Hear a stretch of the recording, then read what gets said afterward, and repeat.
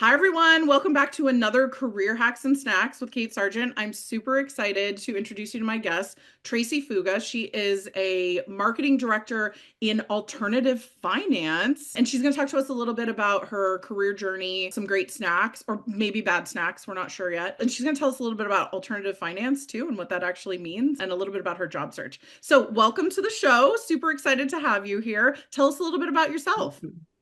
Thanks. I'm super excited to be here. So I am currently a marketing director for alternative finance. My journey is a little crazy. I started in publishing. I worked as an editor for a really long time before I made the switch over to marketing about 10 years ago. And then I sort of have found my niche in alternative finance after working in a bunch of other industries. And it's been a really great fit for me because I understand it. Everyone needs money. True And story. alternative Yes. finance is great for that because we provide money to business owners. And for most of the companies I've worked with, they've been small to medium-sized business owners that can't qualify for funding from a bank. So that's basically what alternative finance is. So What kind of things are important in that space from a marketing perspective? Are y'all trying to find new clients that are founders, early stage? Is there a specific target audience for that? Where do you kind of start there? yeah, so most of the time you need to have been in business for at least 6 months or so. So you're generating a decent amount of revenue. And so that's where we're finding usually like a solopreneur. We're usually working with a lot of, it's a mom and pop owned shop that they've been in business for a little while and they're really trying to grow to that next level. And so that infusion of working capital is really what helps them out. And that's where we come in. And so we find people from all different sources through email, Google Ads, in-person events,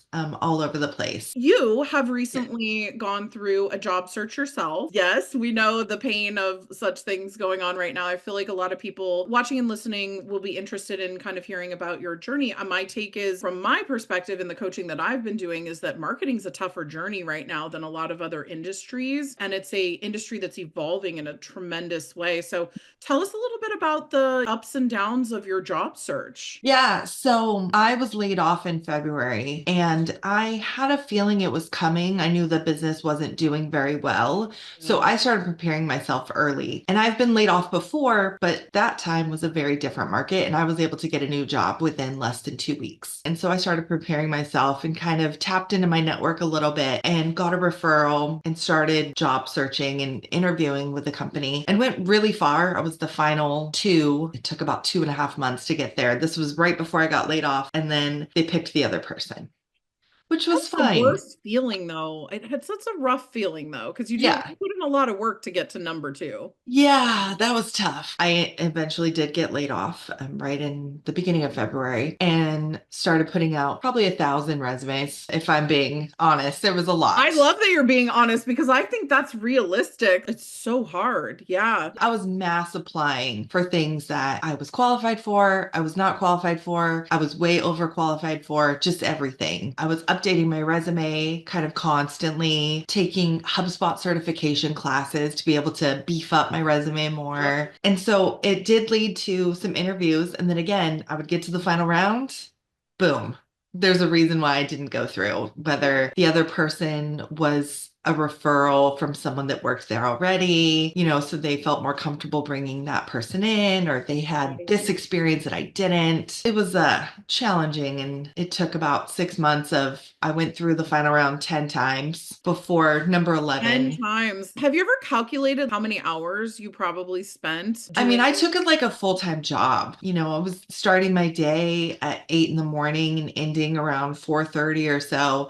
And the whole day I was really focused on interviewing, applying, really taking a critical look at my resume. I signed up for a couple like coaching things where I met people kind of similar to what you do and was able to see, is this the right path for me? Do I need to switch my Right. career paths, go to a different industry, maybe kind of go back on my editing roots and go back to publishing, which seems like a terrible idea Well, I because mean, that's not going so well over there either. But no. like, did you get good advice? Did you get bad advice? I got some really great advice. There was a life coach that I had a free session with that was kind of, not to be like cheesy, but life changing, where she That's really my had me, dream, is to be life changing in a free right? session. I love that. It Yes. was one maybe 45-minute session, and she really got me to critically look at what I was doing and how I was feeling, and then assign a persona to the good and bad side of how things were going and name it and really make it, a real person that I was, I love kind of like Beyonce's Sasha Fierce,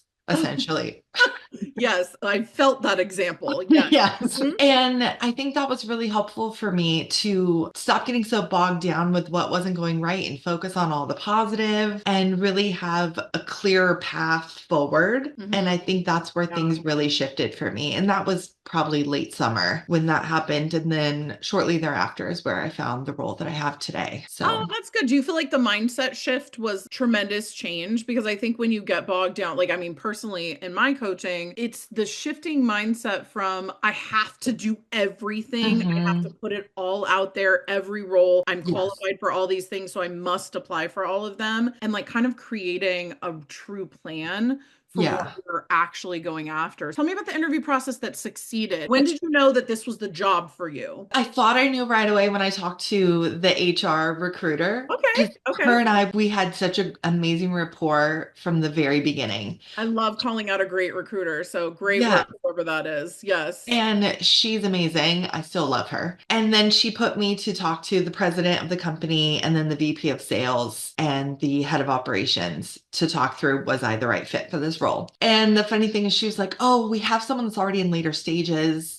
I don't know Oh, what's that going to always happen matters. here. And I was like, okay, well, I still want to go for this role because it seems like kind of the perfect fit. It was alternative finance still, it was fully remote, and there were just things about the role that just really resonated with me. And I felt like, it was a small team. I could really build it and make it my own. And so then I met with the president, VP of sales, and head of operations, and I felt like I bombed the interview. Like they That's the hated me. worst. Why do you feel like you bombed it? You just didn't get the response you were thinking, or you feel like you said something really dumb? Well, I felt like I was dumb. And then they Mhm. really focus a lot on the direct mail marketing, which I don't Oh, have as much experience in. And I was like, well, that wasn't really mentioned in the job description as being the bulk of what this job would entail. So I was like, okay, I don't think they're going to pick me because that's not the right fit. I don't want to do only direct mail either. Not only do I not have the experience, but that's just not what I want to do. And so I wasn't surprised when she called me and was like, yeah, they're going with someone else. And I was like, okay, totally makes sense. My personality didn't shine that day. And then 2 days later, I see she's calling me. And I was like, Erin's calling me. That's weird. So I picked it up and she's like, okay, so they want to take you on as a contractor. I love that. That's such a perfect story. Yes. Right. And I was like, oh, this is great because then it's like a trial for both of us. Hmm. So, yes, 100%. Let's do it. 3-month contract. And she said in the contract, it's really going to state this is contract to hire. So it's not you're going Nice. to do 3 months of work and then it's over. She was like, you're going to reevaluate probably a month and a half in, make sure things are going the right direction. And then it can be change over to being a full-time position. And that's what ended up happening. Okay, so So, are you full-time now? yeah, so I'm full-time now. Amazing. Oh, that's such Yeah. a great path. One of the things that I tell people too is don't accept a no the first Yeah. time, right? Because sometimes you're not right for the role, particularly when people are like, you're the second, we really loved you and you really get that vibe that like people were Mhm. into what you were doing is like, come back with a fractional or a Yeah. contract or how can I support you in another way? Because those type of things, if they really like you and they have a little bit of extra budget, they might be able to find a space for you. And Yeah. that's when you can prove yourself and your Hmm. worth where you're like, oh, I'm worth the money that you're giving me so that you can Yeah. get that full-time space. I love a contract to perm story because I think Oh, yeah. those are the people that got a chance and then wound up proving themselves truly. It's almost like a full extra interview process just working at Yeah. the house. So congratulations. That's a Yeah. Thank you. like a heartwarming slash also every person out there on the I know. market story right now. How did you maintain your sanity during this time period too? I think because I just stayed really focused the whole time and I had a goal. I needed to get a new job. I needed to do this for my family, for myself, and I just didn't let myself wallow. I did occasionally binge watch some really crappy reality shows, so that did Name help drop with my which ones. spirits. I need to know which ones. No, I watched the me right entirety of here. Summer House.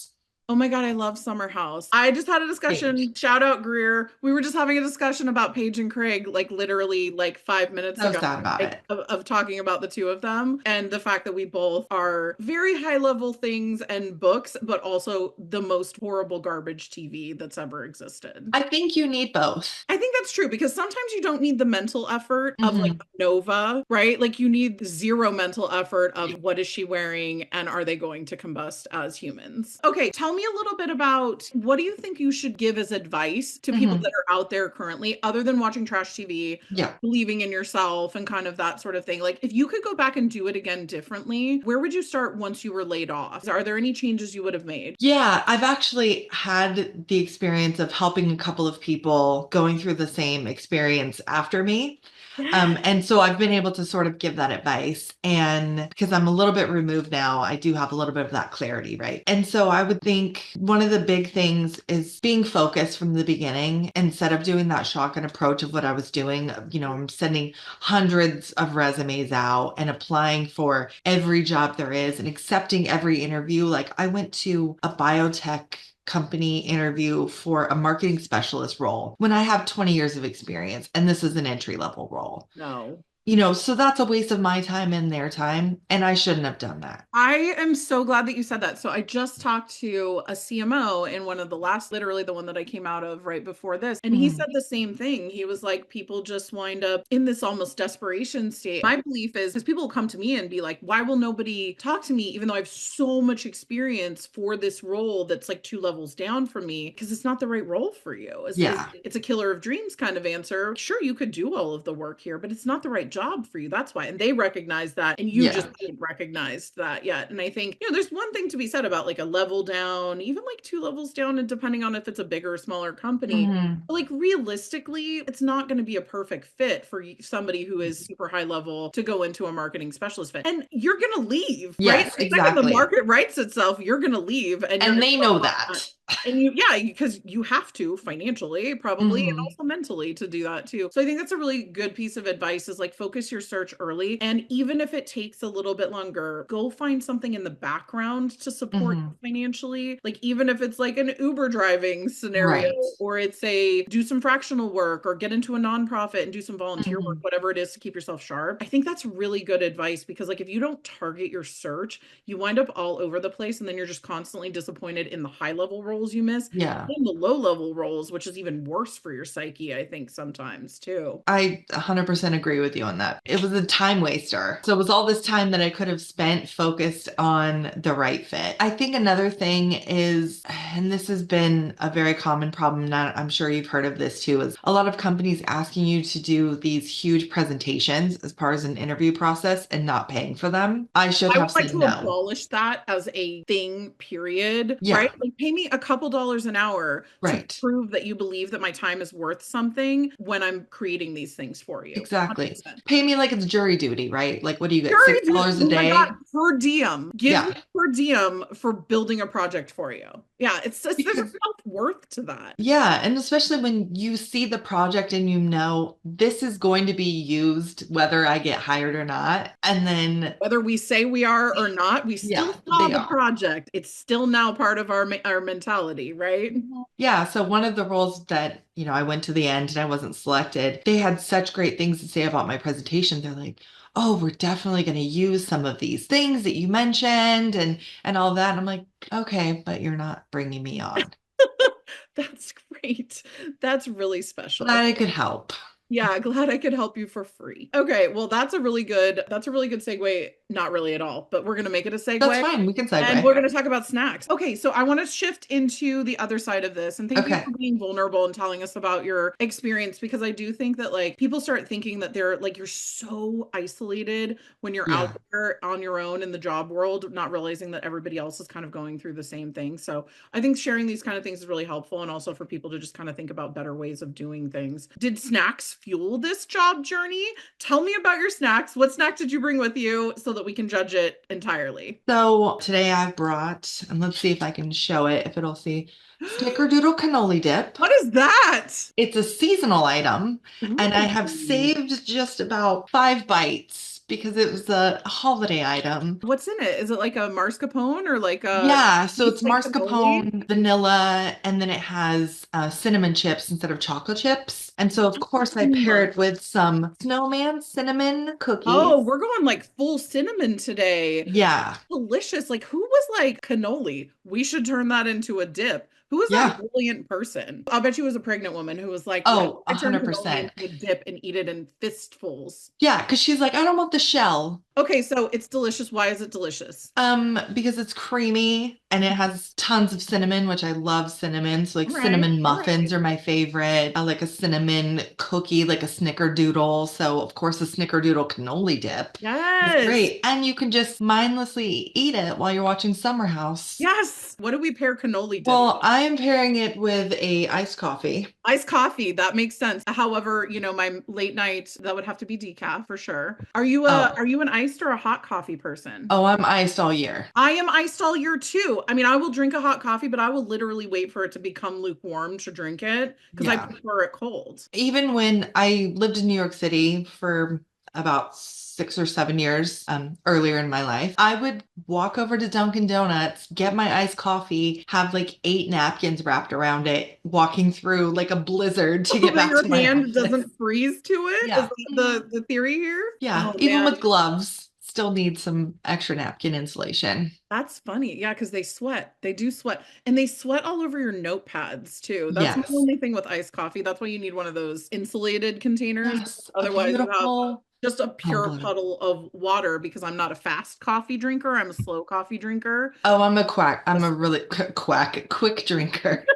You're also a quack. I'm a quack as Yeah, no, I well. love it. Okay, so tell me about your snacking habits. When are you most likely to grab a snack and why? Because I have had like a problem with my weight for a very long time. I really try and limit snacking because I think that's gonna just make things even worse. So I tend to have a snack as a meal instead of a Mhm. meal. Meal snacking. I love So I'm it. like a lunch snacker or a breakfast snacker. Meal snacking. Is that a thing? Should we I trademark think it should be a thing. meal snacking? Like, tell me about your meal snacking habits. So Because that's gonna I feel be like like a every woman in the world is going to understand what we're talking about. well, I mean, it's like charcuterie. Why does everyone love charcuterie? It's just snacking, It's right? the snacks in Yeah. large quantities and Mhm. multiple choices. I would like to have 17 things for every meal. Like, just Yes. give me one tiny little bite. Like, just build me the French laundry in Oh one my gosh, meal, yes. right? But just give me a Oh, snack no. board of all the most delicious things, and I'm just going to take a little bite of each one. I'm not a meal person. I would rather just eat snacks. My husband's like, let's have a meal with like meat and vegetables and potatoes. And I I'm like, know. I have to do this when he's no. not home.